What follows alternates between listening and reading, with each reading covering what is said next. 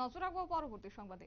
তপশিলি জনজাতি সংরক্ষিত ২ নম্বর পূর্ব ত্রিপুরা লোকসভা আসনে ভারতীয় জনতা পার্টির মনোনীত আইপিএফটি এবং তিপ্রামথা সমর্থিত প্রার্থী কৃতি সিং দেববর্মনের সমর্থনে কৈলাসহর বাবুর বাজারে অনুষ্ঠিত হয় একটি নির্বাচনী সভায় প্রধান বক্তা হিসেবে উপস্থিত ছিলেন প্রাক্তন মুখ্যমন্ত্রী বিপ্লব কুমার দেব। এছাড়াও উপস্থিত ছিলেন মন্ত্রী টিঙ্কু রায়, রাজ্য ওয়াকফ বোর্ডের চেয়ারম্যান মফস্বর আলী, পাপিয়াছড়া বিধায়ক ভগবান দাস, বিজেপি ঊনকোটি জেলা সভাপতি পবিত্র দেবনাথ, সংখ্যালঘু মোর্চার প্রদেশ সভাপতি বিল্লাল মিয়া, কৈলাসহর মণ্ডল সভাপতি সিদ্ধার্থ দত্ত সহ অন্যান্যরা। এবং এক্ষেত্রে আজ উন্নয়নমূলক কাজের নিরিখে মানুষ ভারতীয় জনতা পার্টির সঙ্গে রয়েছেন।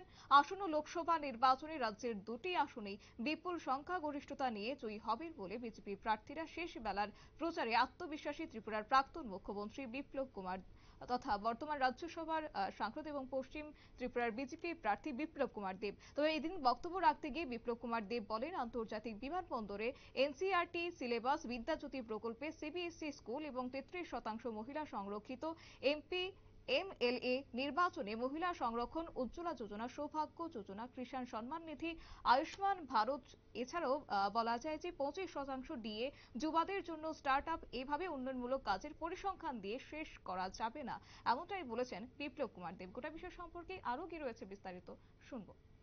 নরেন্দ্র ভাই মোদী, ইন্টারন্যাশনাল এয়ারপোর্ট নরেন্দ্র ভাই Modi, special economic zone Narendra ভাই মোদী, এনসিইআরটি ত্রিপুরাতে সিলেবাস তো নরেন্দ্র ভাই মোদী, 125টা বিদ্যাজ্যোতির প্রথম ত্রিপুরাতে সরকারি সিবিএসই স্কুল তো নরেন্দ্র ভাই মোদী, 33% মহিলাদের জন্য সরকারি চাকরিতে রিজার্ভেশন নরেন্দ্র ভাই মোদী, 33% এমপিএমএল এর মধ্যে মহিলাদের জন্য রিজার্ভেশন নরেন্দ্র ভাই মোদী।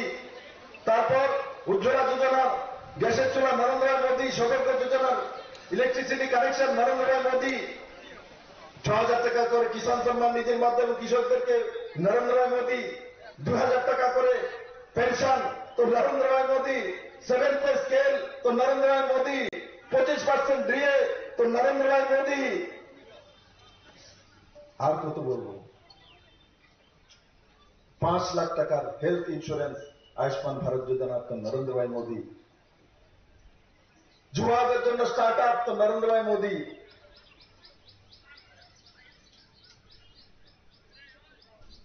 মানুষের জন্য রোজগার তো নরেন্দ্র ভাই মোদী।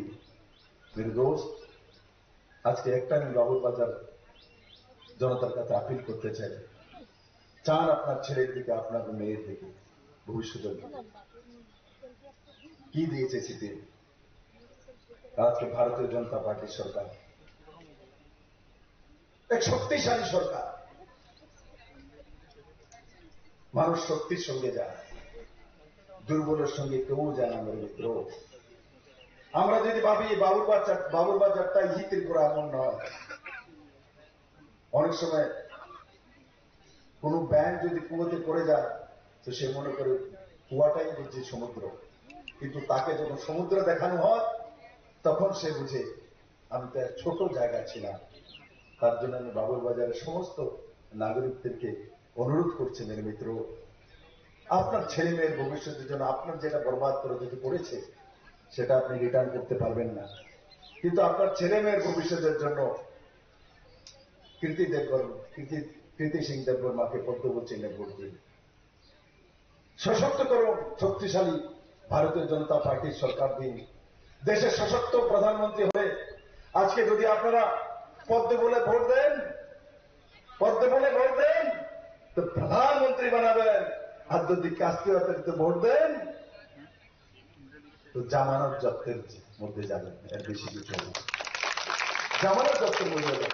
এবার ট্রাই করো, কি প্রধানমন্ত্রী বানাবেন না জামানত জব্দের জন্য ভোট দেবেন? আপনার একটা ভোট, বিপ্লব দেবের একটা ভোট, প্রধানমন্ত্রীর একটা ভোট, রাষ্ট্রপতির একটা ভোট।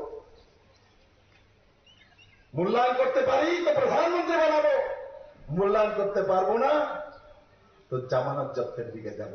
জীবনে জামানত জব্দ কেউ হতে চায় না। গিয়ে ছেলে মেয়েকে জিজ্ঞাসা করুন বাড়িতে গিয়ে। আপনারা শুনলেন বিপ্লব কুমার দেবের বক্তব্য। তবে এদিন তিনি ইন্ডিয়া ব্লক জোটকে কটূক্তি করে তিনি বলেন যে আমি কোনোদিন কল্পনা করতে পারিনি যে 75 বছর বয়সে মানিক সরকারের এমন অধঃপতন হবে। শেষ বয়সে তার হাত চিহ্নে ওনাকে ভোট দিতে হবে। ব্যক্তি স্বার্থে এরা কতটুকু নিচে নামতে পারে এটাই নাকি তার প্রমাণ। তবে তিনি আরো বলেন যে উন্নয়নমূলক কাজের নিরীক্ষে মানুষ ভারতীয় জনতা পার্টির সঙ্গে রয়েছে, কারণ ভারতীয় জনতা পার্টি প্রত্যেক মানুষের সার্বিক কল্যাণে বিশ্বাস করে। নিয়ে নিচ্ছে ছোট্ট একটি বিজ্ঞাপন বিরতি, সঙ্গে থাকুন।